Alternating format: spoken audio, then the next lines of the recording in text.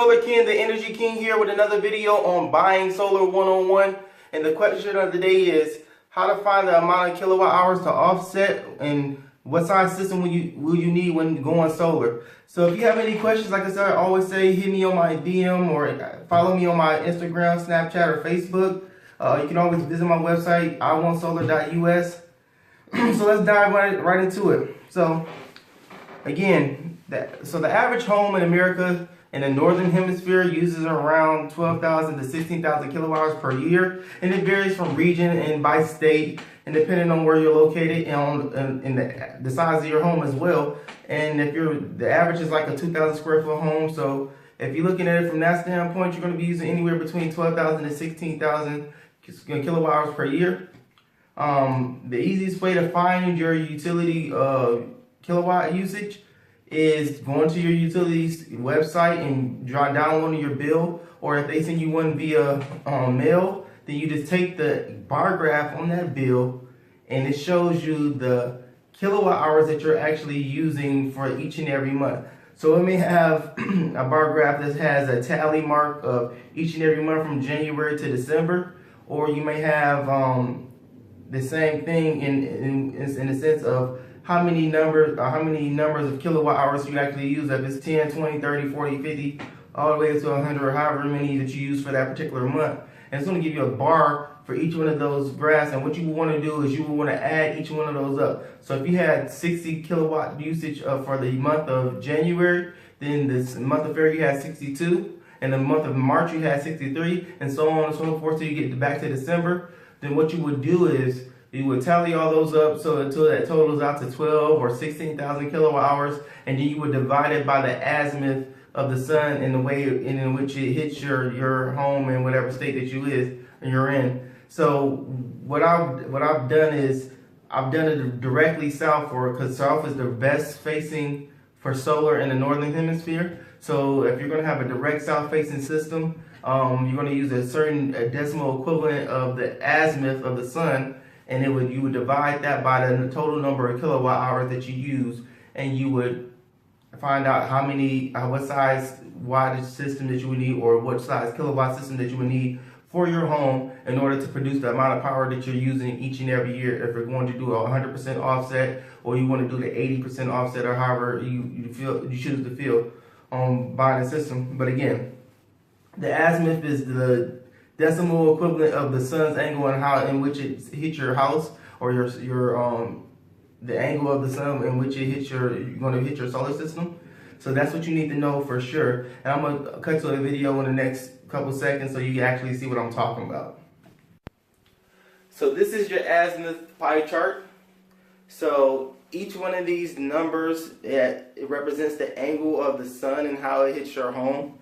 And with that being said, they have a decimal equivalent that match each and every angle that we have up here. So when it comes down to the 90-degree angle, which is direct east, when it looks at from the azimuth in the northern hemisphere, direct east is represented by a decimal equivalent of 1.59.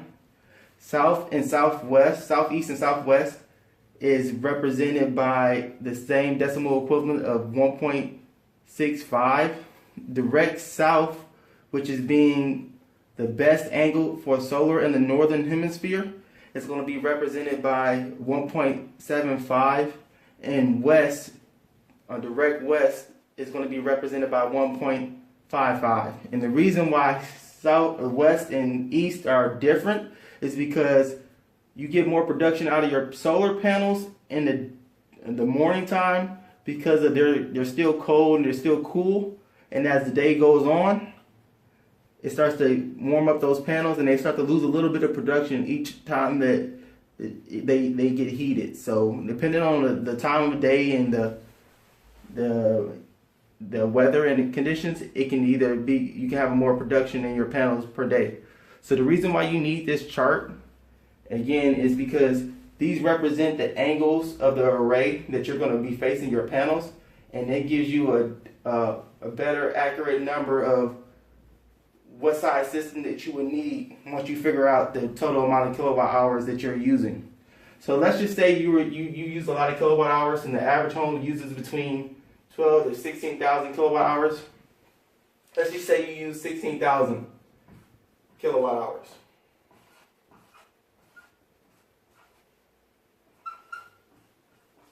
You would divide it by whichever angle that the array is going to be facing. Let's say you had a south facing array, then that means you're going to divide it by, and you're going to put all the panels on the south side, you're going to divide it by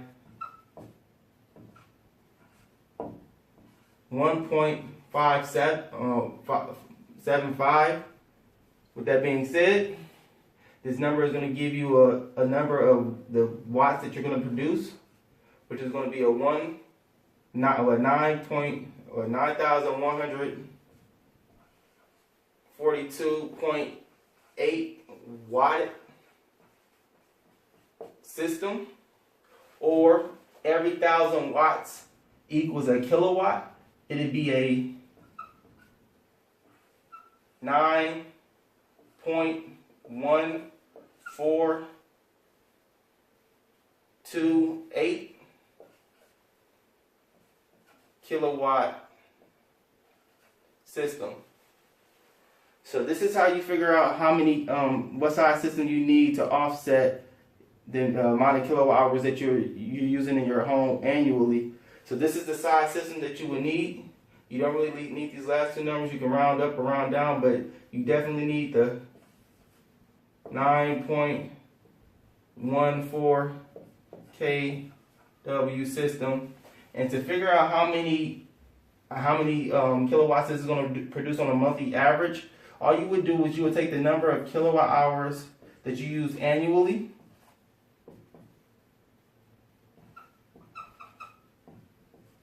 and divide that by 12.